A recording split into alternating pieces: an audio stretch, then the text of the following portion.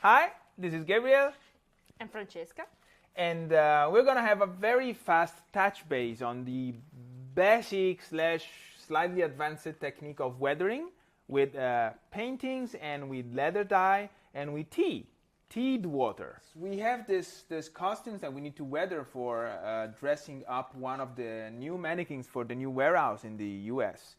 And we want them to look more realistic, more cool, and that's why we're going to weather a little bit of them so they're going to look like battle-worn.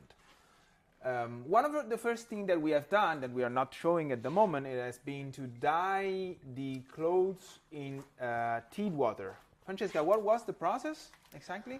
I put a big pot on the fire, boiling a lot of water, and then dropping some tea bags in it, Earl Grey specifically, and a few spoons of coffee and a lot of salt.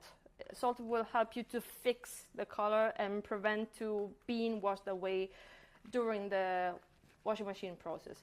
And this is the result. It was totally white, and this is the result after 10 minutes boiling it on the fire. Yeah, it's actually a very fast process because with few minutes you already have a very good dye, and you can of course play with the intensity of the color, just adding more water and or adding more tea, and so you can play with the blends.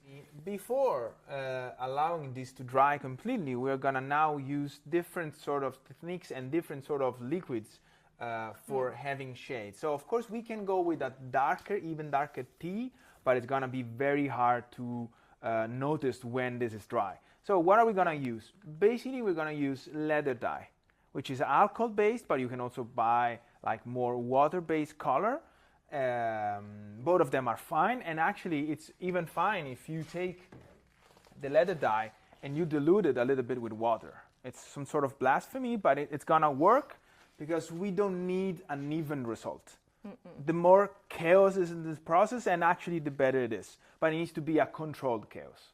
Yeah. So pay attention to what you're doing and always keep like some sort of water spray so you can actually help yourself controlling, remove, add, Yeah. and to blend it out. Blend it out.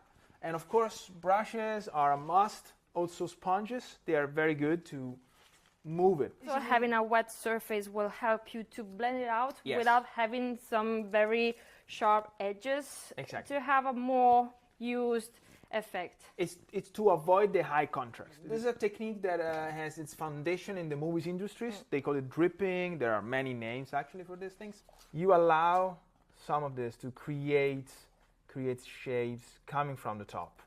And it's a very long process because it's based on blended, moving in.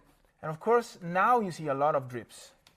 But the more layer you go with, the different shades of the color, and the best is gonna come, because the less spots you can find, the better it is for this process. Yes, spray and blend.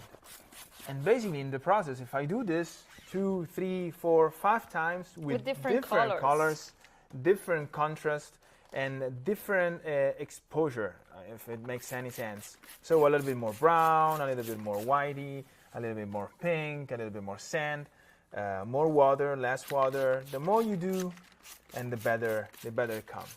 And it takes a while, but the results, the final results, is gonna be very realistic. There are other processes, secondary process like airbrushing, brushing, like with a white brush. There are other things. It's not over right now, but this is some sort of the first things to do. So it's gonna set a base for the next steps. Trust the process. I guess see you next time.